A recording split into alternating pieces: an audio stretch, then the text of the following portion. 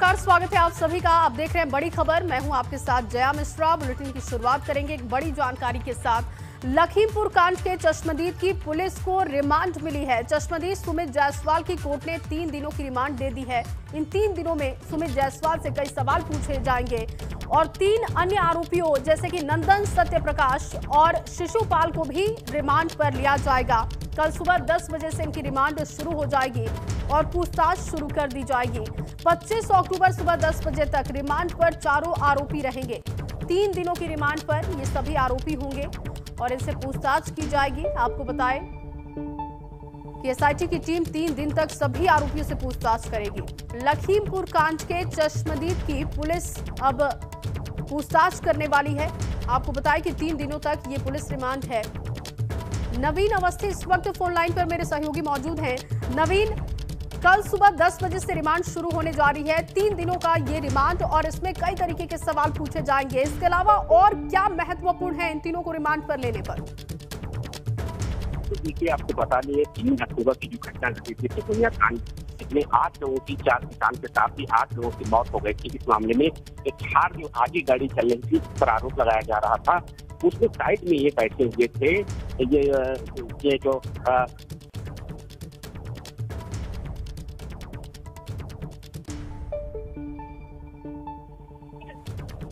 जी नवीन, क्या आपको आवाज मिल पा रही है? तो चलिए एक बार फिर से नवीन को जोड़ने की कोशिश करेंगे। लगातार आपको बड़ी जानकारी दे रहे हैं। 3 अन्य आरोपियों नंदन, सत्यप्रकाश और शिशुपाल को भी रिमांड पर ले रही है पुलिस और कल सुबह 10 बजे से रिमांड में इन सभी से पूछताछ की जाएगी। सुमित जायसवाल जो कि चश्मदीद है, उसके बयान बेहद अहम होंगे इस पूरे मामले में। इसके अलावा सत्यप्रकाश और शिशुपाल को भी पुलिस रिमांड पर ले रही है। इसके बाद एसआईटी की तरफ से इन तीनों से पूछताछ की जाएगी। इस मामले में अब तक कई लोगों से पूछताछ की गई है, कई सवाल किए गए हैं और ऐसे में जब सुमित जायसवाल को रिमांड पर पुलिस लेगी तो उससे कई तरीके के सवाल होंगे। वो चश्मदीद है और ऐसे में उस दिन क्या हुआ था 3 अक्टूबर वाले दिन, इसको लेकर तमाम सवाल एसआईटी की टीम पूछेगी। बेहद अहम कड़ी ये होने जा रही है क्योंकि इस मामले में अब तक कई तरीके के सवाल कई लोगों से पूछे गए, लेकिन अब तक भी घटना पूरी क्या रही इस पर तस्वीर साफ नहीं है। नवीन एक बार फिर से हमारे साथ मौजूद है। नवीन, 3 दिनों की रिमांड पर 3 आरोपियों को एसआईटी की टीम ले रही है और ताजा अपडेट इस पूरे मसले पर क्या है? जी बिल्कुल, आपको बता दें ये सीजेएम कोर्ट ने आज जो है रिमांड पर एसआईटी को दे दिया है। अब ये कल से रिमांड शुरू हो जाएगी जो 25 तारीख की सुबह 10 बजे तक चलेगी। ठीक, इससे पहले अगर बता दें ये थार में सबसे पहले जो एक वीडियो वायरल हुआ था जिसमें साइड में सुमित जायसवाल बैठे थे और वहां से भागकर किसी तरीके से अपनी जान बचाई थी।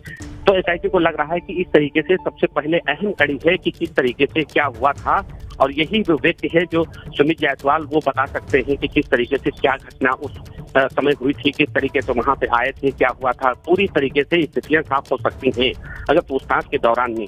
अब कई उनसे पूछताछ किए जाएंगे जो एसआईटी के पास बहुत अनसुलझे अभी सवाल हैं, उन सवालों को पूछा जाएगा कि किस तरीके से क्या घटना हुई थी। और ये अहम बिंदु है जो कि वीडियो भी वायरल हुआ था, उसमें देखा साफ जा सकता है कि सुमित जायसवाल साइड में बैठे हुए थे और वो वहां से भाग रहे थे।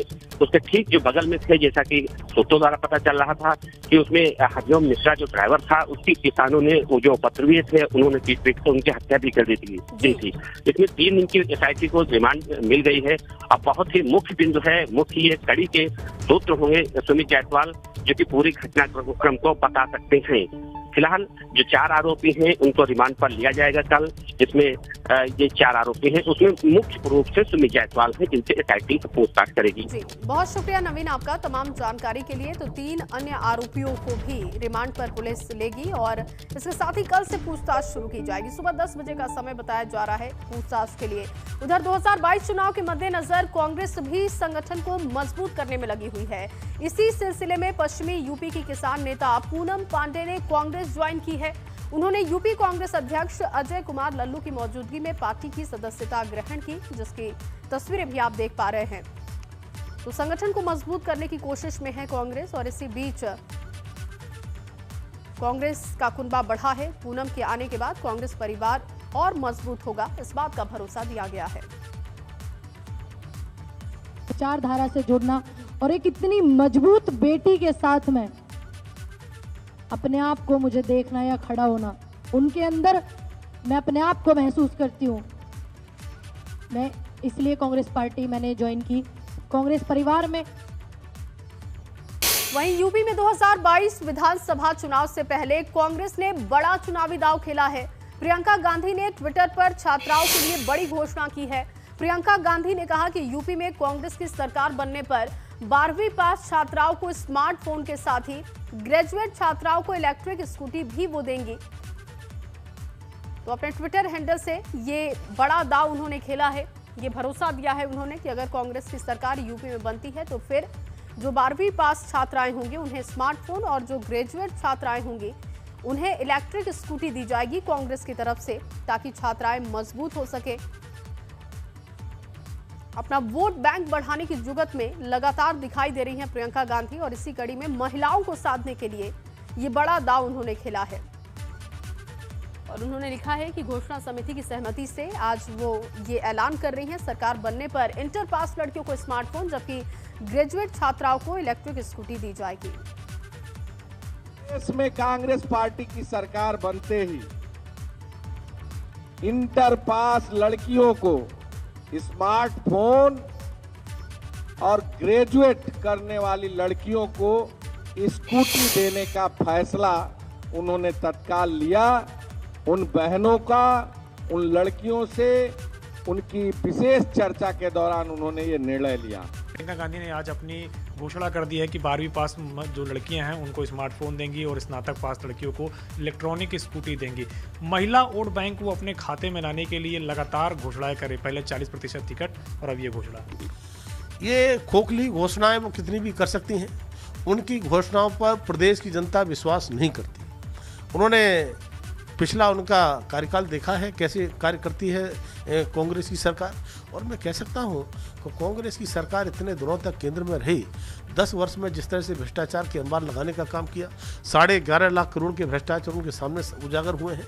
तो इसलिए ये भ्रष्टाचार के बारे में कहें तो समझ में आता है इनके पास में कोई इस प्रकार का विजन नहीं है जिसके लिए जनता स्वीकार करे। हैं कुछ और बड़ी खबरों का, जहां एक तरफ नोएडा में किसानों ने मोर्चा खोल रखा है तो वहीं कृषि कानून के खिलाफ गाजीपुर बॉर्डर पर धरना दे रहे किसान भी अब दिल्ली कूच की तैयारी में हैं। तो 81 गांव के सैकड़ों किसान जुटे हुए हैं। नोएडा में किसानों का प्रदर्शन हो रहा है तो दूसरी तरफ आप गाजीपुर बॉर्डर की तस्वीर देख रहे हैं। दिल्ली जाने के लिए किसान अड़े हुए हैं, बैरिकेडिंग तोड़ने की कोशिश की जा रही है और किसानों का आरोप ये है कि जो रास्ता बंद करने का आरोप लगाया जा रहा है वो किसानों की तरफ से नहीं बल्कि दिल्ली पुलिस की तरफ से रास्ते बंद किए गए हैं और वो सच्चाई जनता के सामने ला रहे हैं। और चलिए इस बीच आपको एक बड़ी जानकारी दें, नोएडा में प्राधिकरण के खिलाफ किसानों का हल्ला बोल दिखाई दे रहा है। बैरिकेडिंग तोड़कर प्राधिकरण गेट पर सैकड़ों किसान पहुंच चुके हैं। समान मुआवजे समेत कई मांगों को लेकर किसानों का ये प्रदर्शन बेहद अहम है। करीब 1.5 महीने से किसानों का प्रदर्शन चल रहा है। 81 गांव के किसान यहां पर जुटे हुए हैं। भारी पुलिस फोर्स की तैनाती की गई है ताकि स्थिति खराब ना हो। कई सूत्रीय मांगों को लेकर किसानों का ये प्रदर्शन चल रहा है। बताया जा रहा है कि पिछले 1.5 महीने से किसान यहां पर बैठे हैं लेकिन अब तक उनकी बात नहीं मानी गई है। नोएडा प्राधिकरण की तरफ से कोई बातचीत नहीं हुई है जिसकी वजह से अब एक बार फिर से दबाव बनाने की कोशिश की जा रही है। बैरिकेडिंग को तोड़ते हुए प्राधिकरण गेट पर किसानों का हुजूम पहुंचा और वहीं पर अब किसान बैठे हुए हैं। किसान नेता जो कि किसानों को संबोधित कर रहे हैं और ये तस्वीर हम आपको दिखा रहे हैं। नोएडा प्राधिकरण की गेट की ये तस्वीरें हैं जहां पर इस वक्त किसान मौजूद हैं। किसानों की मांग क्या है वो भी समझते हैं। सभी को 64% का बढ़ा हुआ मुआवजा समान रूप में मिले, ये बड़ी मांग है। 10% का विकसित प्लॉट उन्हें मिलना चाहिए। इसके अलावा आबादी निस्तारण और गांव में नक्शा नीति समाप्त हो, ये भी उनकी बड़ी मांग में शामिल है। पहली मांग हमारी यही है, भैया रहम करो, हमारे घरों को छोड़ दो। दूसरी हमारी ये है, एक बाप के 2 बेटे, एक बेटे को 10% प्लॉट और दूसरे बेटे को 5% प्लॉट, ये अन्याय है। हम ये कह रहे हैं भैया सबको बराबर दे दो। हमारे घरों में राड़ हो रही है, सबको बराबर दे दो। जब हमारा 10% पैसा कटता है तो आप सबको 10% प्लॉट दो। तीसरा हमारा ये है कि भैया गांवों में जो नक्शा नीति है वो लागू नहीं हो सकती। गांवों का कल्चर कुछ अलग तरह से है, कहीं भैंस बनती है, कहीं गोबर पत्ता है, कहीं बुस पत्ता है। और इसी खबर पर ज्यादा जानकारी के साथ सहयोगी बलराम पांडे मौजूद हैं, वो किसानों के साथ वहां पर मौजूद हैं, पूरी स्थिति को समझ रहे हैं, उनका रुख करूंगी मैं। बलराम, इस वक्त वहां पर स्थिति क्या है, क्योंकि लगातार कई ऐसी मांगे हैं जिस पर अब तक बात नहीं बनी है, जिसमें नक्शा नीति को समाप्त करने की एक मांग है। इस पर क्या प्राधिकरण की तरफ से बातें कही जा रही हैं? क्यों नक्शा नीति को समाप्त प्राधिकरण नहीं कर सकता? इसके अलावा जो 64% मुआवजे की मांग है उसको लेकर प्राधिकरण का क्या रुख है?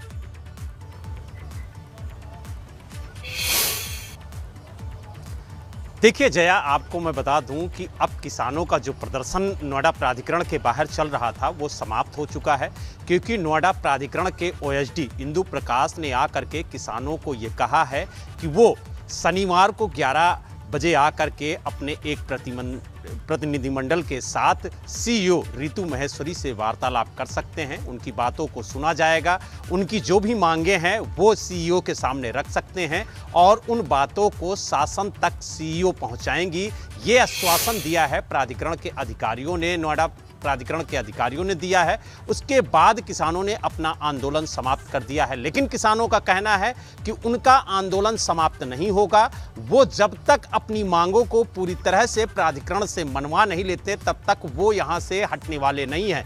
यानी उनका जो आंदोलन सेक्टर 6 के बारात घर में चल रहा था वहां पर उनका लगातार जारी रहेगा, लेकिन जब तक प्राधिकरण से उनकी वार्तालाप नहीं हो जाती है तब तक वो नोएडा प्राधिकरण के गेट पर प्रदर्शन नहीं करेंगे। हम आपको तस्वीरों के माध्यम से दिखाने की कोशिश करेंगे कि जया, यही वो रोड है जहां पर कुछ देर पहले सैकड़ों की संख्या में किसान धरने पर बैठे हुए थे, प्रदर्शन कर रहे थे और अपनी मांगों को लेकर के डटे हुए थे। लेकिन जब प्राधिकरण के अधिकारी ने आकर के उन्हें आश्वासन दिया कि उनकी बातों को सुना जाएगा, उनकी मांगे जो जायज होंगी उसे माना जाएगा, उसके बाद जो किसान नेता थे उन्होंने इस आंदोलन को समाप्त किया है। लेकिन उन्होंने स्पष्ट कर दिया है प्राधिकरण को कि उनका आंदोलन पूरी तरह से खत्म नहीं होगा जब तक उनकी बातचीत सार्थक नहीं होती है। यानी जो किसानों की मांगे हैं वो प्राधिकरण पूर्ण नहीं करता है तब तक उनका आंदोलन जारी रहेगा। लेकिन शनिवार तक वो नोएडा प्राधिकरण के बाहर अपना प्रदर्शन नहीं करेंगे।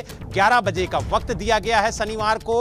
उसी समय प्राधिकरण के अधिकारियों के साथ किसानों का एक प्रतिनिधि मंडल बातचीत करेगा। अब ये देखने वाली बात होगी कि शनिवार को बातचीत सार्थक होगी या नहीं, क्योंकि इससे पहले भी आपको बता दें जया कि कई दौर की बातचीत किसानों से प्राधिकरण की हो चुकी है, लेकिन बातचीत का कोई नतीजा नहीं निकला है। और 51 दिनों से 81 गांव के किसान लगातार प्रदर्शन कर रहे हैं और अब शनिवार को क्या वार्तालाप होती है, क्या कुछ निष्कर्ष निकलता है, इस पर भी एबीपी गंगा की नजर होगी। कौन सी वो मांग है जिस पर बात नहीं बन रही है, या कोई भी ऐसी मांग नहीं है जो नोएडा प्राधिकरण मान सके किसानों की? देखिए जया, उनकी 5 सूत्रीय मुख्य मांग है और उन 5 सूत्रीय मांगों पर प्राधिकरण सहमति नहीं जता रहा है।